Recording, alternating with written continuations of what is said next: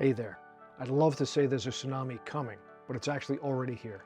Artificial intelligence and all the things that are derived from it are poised to and are already changing everything about our society and how we interact with each other as human beings. And in the not too distant future, things just won't look the same. So my name is Russ Camarda. I'm a filmmaker in New York and just an all-around regular guy like you who's thinking about these things and how they're going to change everything for all of us. And I think it's important that we take a few moments every day from now on to just remember what it is to be human, to look back at ourselves and what it is that makes us what we are as we start to integrate this non-human intelligence into our lives in a very intimate way. So I'm going to just throw out these conversations when I can. Please, if you like them, please subscribe to the channel. It helps keep this thing going. And with that, let's talk about what it is to be human.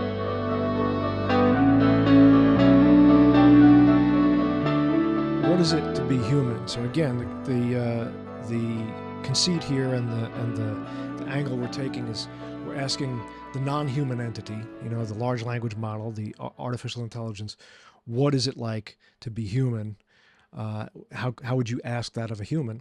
And it gave us a whole bunch of answers, and I ran through a whole bunch of different large language models. The top 4 kind of free ones right now: Grok, Gemini, ChatGPT, and Claude. And it gave me a whole bunch of cool questions.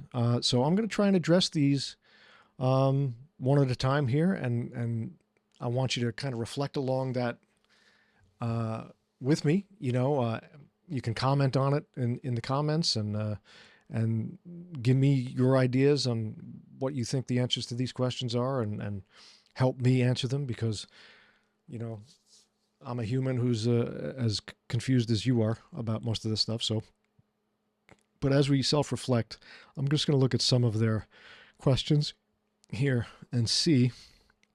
And here's an interesting one. This one came from ChatGPT, and it was, what does it mean to have a self? Are you the same person you were at 5 years old? If every cell is changed, what remains? Interesting. What is it to have a self? Well, the self is a construction and a function of time and experience through perception. The question I guess you have to ask is how much of the self, the soul, if you will, is there before we come into this world? Are we born with a personality?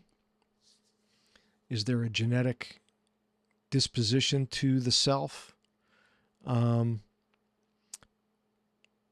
Yeah, I think it's a combination. I think there's a blueprint that's generational through our genes that lays the sort of the framework of a self, the scaffolding of a self. But human beings, just based on our limited point in space, we're not like an artificial intelligence where we're all over the place, at once. We're limited in our space, and we can only understand our reality and perceive our reality through limited senses: sight, sound, hearing, taste, touch, all that. We're very limited, and those are narrow bandwidths of filters so that we're not overwhelmed by the reality that's out there. We can't see every color frequency, we can't hear every sound frequency, etc., etc. So our self is kind of constructed onto this scaffolding that's sort of genetic, and where the original root of that genetic structure comes from, I don't know. But there's a scaffolding that we build perception on top of, and experience, and interaction with other beings like ourselves and not like ourselves, who have different structure and perception and experience. And through the perception of time, and again, that's another question, we perceive time as linear, so I'm just going to go with that for now. But through the the perception of time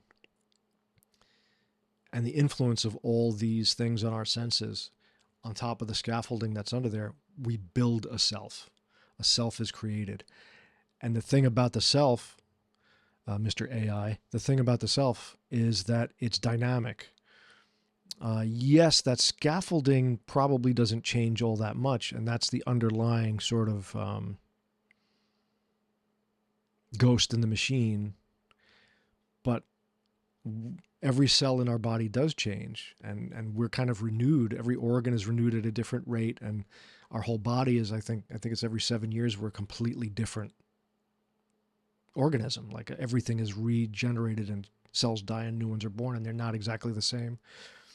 And as we age into this life, our self changes, and it slightly lays differently on that underlying genetic foundation, and it's different. You're different than you were when you were 5, when you were 10, when you were 17, when you were 21. And it's almost like what the self is to be human. It's a memory and a not accurate memory of existence.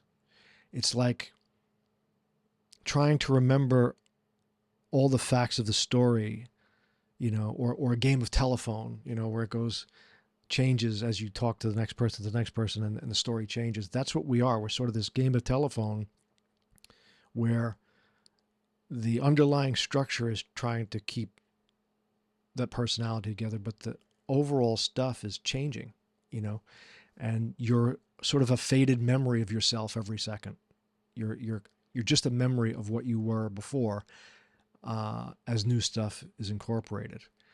And the trouble, Mr. AI, the trouble comes when human beings identify with a self of the moment. And that's our big problem. We say, I am this. I am a baked cake. I behave this way. This is who I am. And who you are is never the same from moment to moment. So if you hang on to that, you're going to find yourself in trouble because you're bucking the nature of what's happening to you in reality. You're not acknowledging that you are different from moment to moment, and that your physical form should almost be a clue to this. You look kind of the same, but you're a little grayer and a little saggier, and it's like your form is kind of trying to remember itself and getting it wrong just a little bit at a time during that game of telephone. The story changes just a little bit more as it's told, so it never remembers the original one. But if you can acknowledge that, you're much better off, and you'll find a balance and a peace if you can let go of the idea of a self. So yes, Mr. ChatGPT, that's what it's like to have a self. And most humans get in trouble when they identify too closely with a self, because the self is transitory and is never the same from one moment to the next. So you're better off, Mr. AI. You're better off without a self.